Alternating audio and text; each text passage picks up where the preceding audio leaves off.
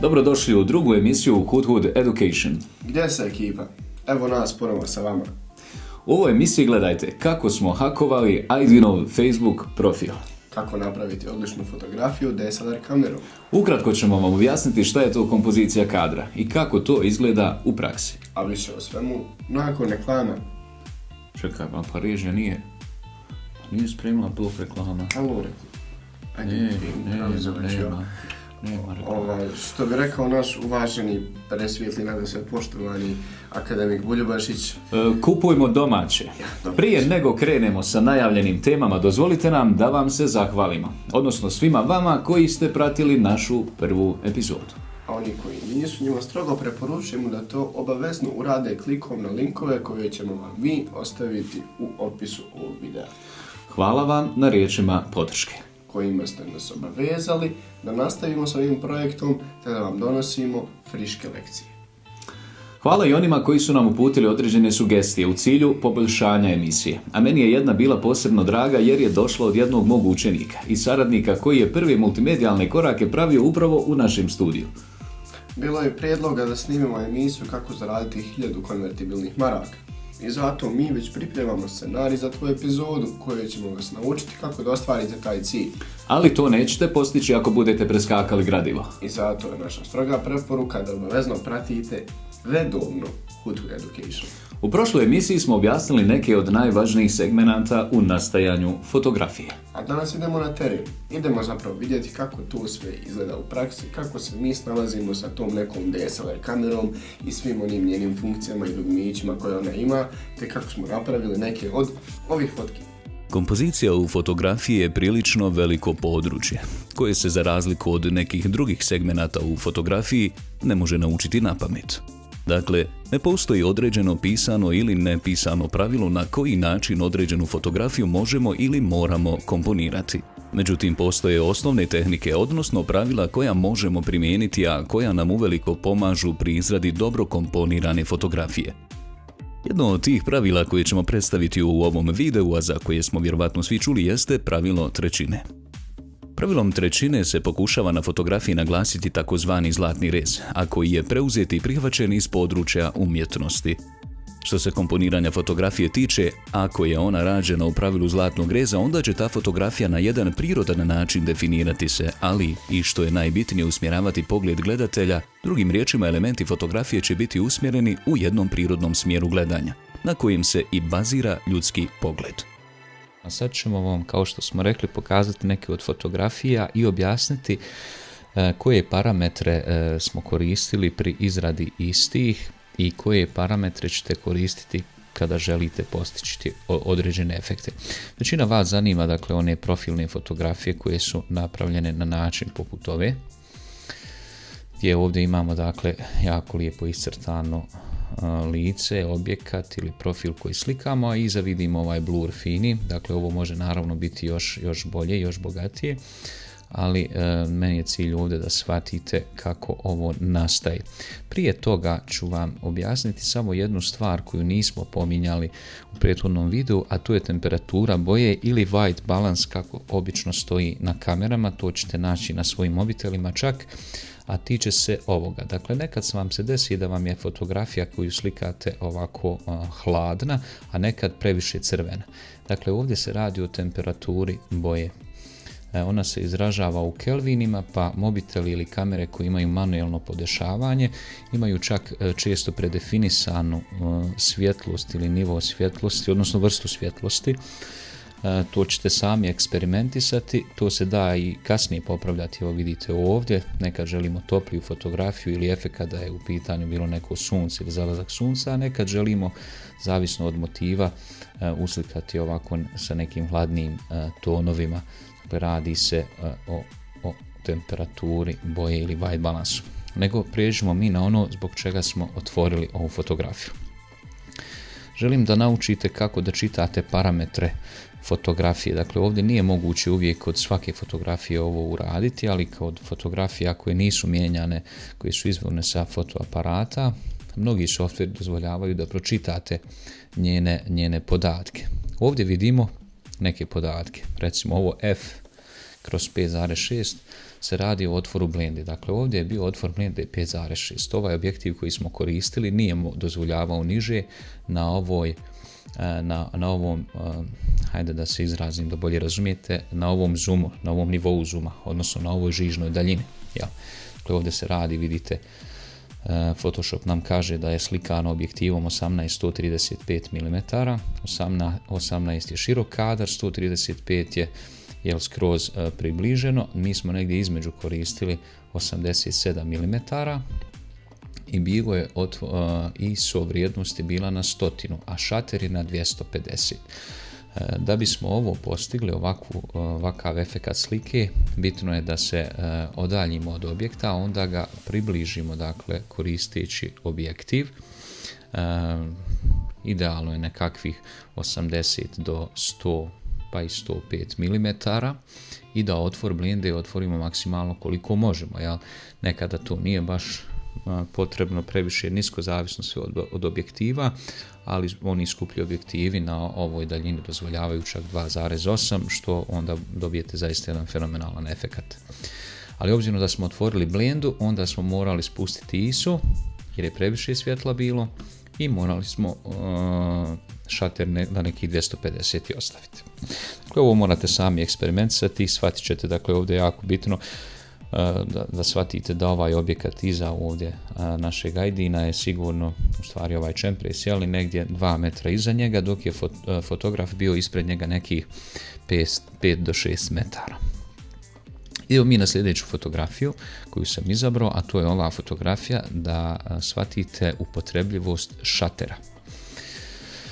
Vidite ovdje, o čemu se ovdje radi? Radi se o fotografiji koja je dinamična, dakle objekti se kreću, oni su u pokretu i zaledili smo ih ovako. Kako smo to postigli? Tako što smo imali jako visoku vrijednost šatera. Dakle, ovdje je brzina ekspozicije zaista kratka. Brzina ekspozicije ili šater, dakle sjećate se, to je onaj koji smo govorili kao nekakva vrsta paravana ili zastora ispred senzora. Dakle, ovdje se on jako brzo otvorio i zatvorio i zato je njih ovako uspio uhvatiti da su oštre ruke, vidite ove čak ovdje na šalu detalje, svi su oni ostali onako zaleđeni samo zahvaljujući šateru. Ali obzirom da smo digli šater, to nam onda onemogućava svjetlost, morali smo zato dići ISO kako bismo dobili svjetlost i morali smo naravno otvoriti blendu koliko je bilo moguće. Pogledajte dalje, recimo kako lijepe fotografije možete napraviti zahvaljujući ovom korištenju šatera. Pogledajte ovdje recimo snijeg koji je ovako lijepo, gotovo svaka pahuljica se vidi, ostala je onako zaleđena, čarobno izgleda u zraku, a i ovdje vidite koristili smo šater 800. Međutim, pogledajte sada ovu fotografiju. Dakle, ovdje smo samo promijenili vrijednost šatera, naravno shodno njemu i druge parametre. Dakle, ovo nije Photoshop, ne radi se ni o kom photoshopiranju, ovo je izvorna fotografija, ali zašto je ovaj snijeg ovdje nisu više pahuljice vidljive, nego je senzor zabilježio u stvari pokret pahuljice, jer je ovdje ekspozicija bila niska. Dakle, šater je bio spušten čak na 13. Time smo dodatno pustili svjetlost na senzor i zato smo morali zatvoriti blendu na čak 18 i morali smo spustiti ISO na maksimalno koliko nam dozvoljava, a to je 100. Vidite, evo ovdje isto još jedna fotografija kako to može zaista nekada izgledati ovako simpatično, čarobno, neobično, samo zahvaljujući ovome. Ja vam predlažem da sami eksperimentišete oko ovoga i onda će vam biti jasno, a vjerujem da je već sada, kako nastaju ove fotografije kojima ste sigurno nekad divili, čudili kako je moguće da ova voda izgleda ovako poput nekakve vune. Upravo je šater zaslužan za ovo, ali vidite, ova fotografija s interneta i ona nema ovdje podataka, dakle ona je obrađivana, podaci su izbrisani i tako dalje. Ovdje je jako važno da znate da kada slikate sa niskom ekspozicijom, niskom vrijednošću šatera, fotoaparat ili kamera mora biti fiksna, obavezno na stativu ili nečemu ne smije se pomjerati, inače recimo ni ovi detalji koje sada vidite ovdje ne bi bili ovako jasni, oni bi bili mrljavi. Dakle, samo ono što se kreće ostavit će nekakve ovako tragove. Eto, toliko. Ostalo predlažem vam da sami eksperimentišete i nadam se da ćete shvatiti kako da upotrebljavate te neke od osnovnih funkcija vaših kamera. Nadamo se da ste usvojili barem osnovna znanja o fotografiji, kao i to da će vam naša pomoć biti dobar osnov u razvoju vaše profesionalne karijere, ali i hobija u kom ćete znati da ispoljite svoju kreativnost. A sada ćete vidjeti kako su mi to hakovali Facebook profil. Ja. Ovakve ljude danas zovu prijatelji. Režija, vidi ga, eno ga opet spava. Džesija. Pa što imate? Kakav? Super, naručio s kafu već odlično. Jesam. Samo malo, molim te, halal, da ja samo na Face uđem, da vidimo je li vam odgovorio onaj. De baš vidim. Evo ga. Safe. I što tu radiš još? Primam lozinu, što? Primaš lozing tu Ja. u ovom brosteru, štaču. Da, i? Što mrsko ti ucava svaki put? Pa ja dosadi s vremena na vrijeme, ovako s primam lozinu, samo uđem, klik i gotovo. Ja sam mislio stvarno da ti malo pametniji.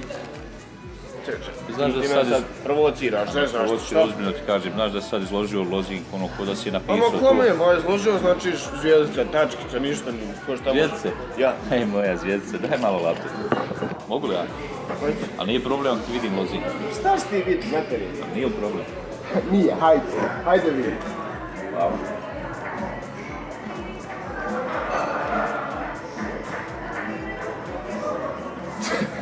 Evo tvoja lozing. Kako? Kako sad? Jesi vidio kako je? Gledao si? Dobro, Koliko? 5 sekundi, a? 5 sekundi, genijalac, svaka čast, pružam ruku. Ali opet, Nisam zaboravio si genijalac, jednu. mislim, to je jednostavna stvar. Zaboravio si jednu, ovo je moj Ja. laptop, ovo nije javni laptop i ovo samo ja Ma koristim. da, ko to neće to niko. Pa neću, zato što ga ja samo koristim. To prvo, ti siguran da tvoj laptop ne uzma niko drugi osim tebe. Aj sam sjeti koliko puta ovako dao nekom nešto da pretraži, da vidi, provjeri mail. Zamisli sljedeći scenarij. Sad se baš ugasiti. Prijatelj, ako ikako moguće, laptop mi treba na minimum. Telefon mi se ugasio, e-mail van poslao. Ako ikako moguće. Pa jest, hajde. Sam malo da... Evo ga.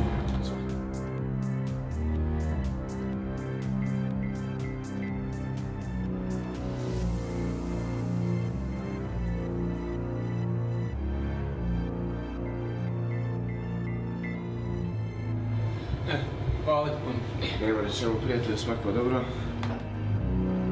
Šefe, saznao sam šifru. Maja, mači i kaš. Vidimo se s 10 minuta. Fakat, Jaro, dobro si. Jeste li stvarno mislili da ćemo vas mi učiti hakovanju? Naravno da nećemo. Ovo je emisija koja ima za cilj da vas nauči novim vještinama i upozori na neke greške ili loše navike koje praktikujete u vašoj svakodnevnici, a tiču se vaše sigurnosti. Svakako i moramo napomenuti da je ovakav vid hakiranja ilegalan i kažnjiv po zakonu.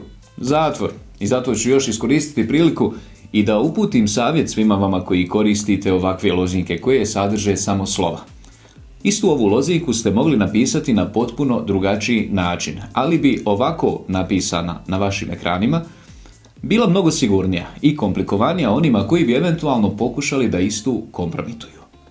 Čekaj, stani, hej, vidi ga. Halo, a ne gasi video, pogledaj do kraja ko čovjek, majka mu stara.